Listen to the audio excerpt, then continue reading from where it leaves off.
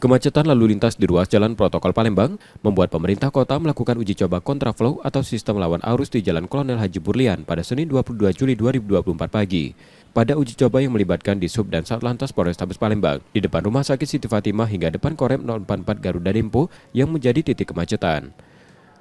Kabid Wasdalop Lalin Dishub Palembang menerangkan, simulasi rekayasa lalu lintas tersebut dinilai belum efektif dan memuaskan karena terjadi penumpukan kendaraan, seperti di arah kilometer 7 dan saat keluar kendaraan kontraflow di dekat SMA Muhammadiyah 1.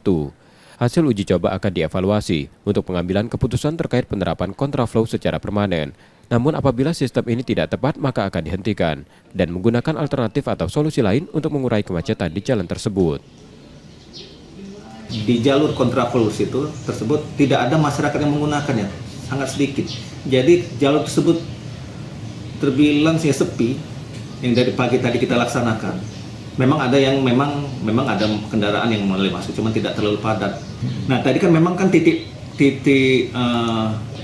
kemacetan itu memang berada di SD Muhammadiyah. Memang jam-jam sibuk seperti jam pagi, jam anak masuk sekolah dan pulang sekolah itu macet.